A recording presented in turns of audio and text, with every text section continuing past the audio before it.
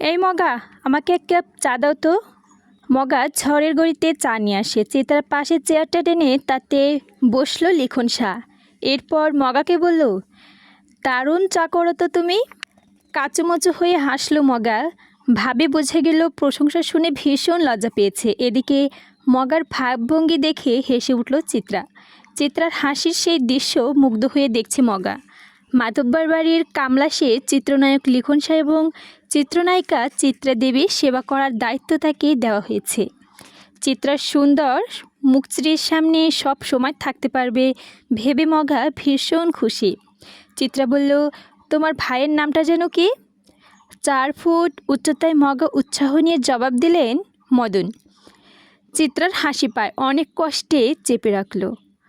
মগা মদন এসব কারো নাম হয়? শুটিংয়ের মাঝে হুট করে আকাশ ভেঙে বৃষ্টি নামে, তাই আপাতত শুটিং স্থগিত হয়ে আছে। বারান্দায় বসে বৃষ্টি দেখছে সবাই, প্রত্যেকের হাতে রং চা। ডিরেক্টর আবুল জাহেদ খিচুড়ির স্বাদ অতুলনীয়। তিনি আজ খিচুড়ি রান্না করেছেন। বৃষ্টি দেখেই ঢুকে পড়েছে রান্নাঘরে। চিত্রা লাহারি ঘরের দিকে তাকিয়ে বলল, আচ্ছা, এই বাড়ির 2টা মেয়ে কোথায়? আসার পর একবার এসেছিল, তারপর তো আর এলো না। মগা বলল, ওই যে লাহারি ঘর, ওইটাতে আছে। লাহারি ঘর সেটা কি? মগার বদলে লিখন জবাব দিল, যে ঘরে অর্ধেক জুড়ে ধান রাখা হয় আর অর্ধেক জায়গায় চৌকি থাকে, কামলাদের জন্য ওই ঘরকেই এখন লাহারি ঘর বলে। বোঝা গেছে? চিত্রা চমৎকার করে হাসলো। বোঝা গেছে। এই মগা, বৃষ্টি কমলে লাহারি ঘরে যাব। ঠিক আছে।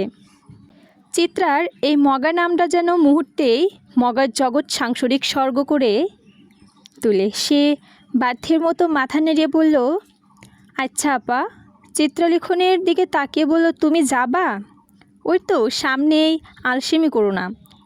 মগা হই হই করে উঠল, না না, বেটা লইয়া যাওন যাইতো না, বাড়ির মালিকের মানা আছে।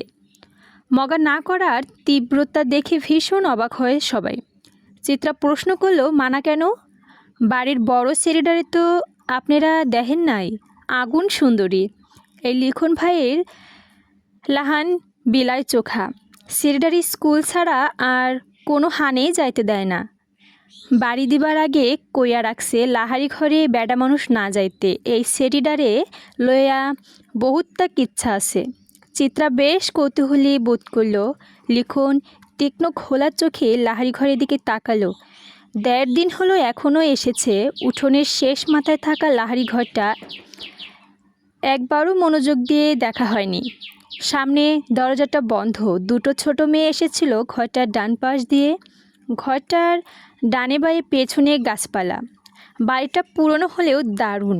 তবে এই মুহূর্তে আর অন্য কিছুর প্রতি তীব্র কৌতূহল কাজ করছে না। মধ্যখানে চাদরটা নিয়ে 2 ভাগ করা হয়েছে লাহারি ঘরকে। এক পাশে চৌকিতে হেমলতা এবং মোর্শেদ থাকেন, অন্য পাশটাতে পদ্মজা পূর্ণা ও প্রেমার দখলে।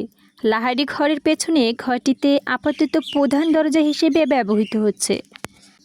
ঘরের পেছনে অসংখ্য কচু গাছ ছিল। হেমলতা মোর্শেদকে নিয়ে সব কচু কেটে জায়গাটা খালি করে সেখানে তৈরি করেছে মাটির চুলা। বড় সড়কে ওঠানোর জন্য ঝোপঝাপটা কেটে সরু করে পথ করা হয়েছে। এতে অবশ্য মোর্শেদেরও মত ছিল না। সড়ক ওঠার একটা পথ থাকতে আরেকটা পথ তৈরি করার বিপক্ষে তিনি। হেমলতার 2 মেয়েকে নিয়ে সব ঝোপঝাড় সাফ করছে। শুটিংয়ের দলে অনেক পুরুষ। পদ্মজাকে ভুলেও তাদের সামনে দিয়ে আসা যাওয়া করতে দেওয়া যাবে না।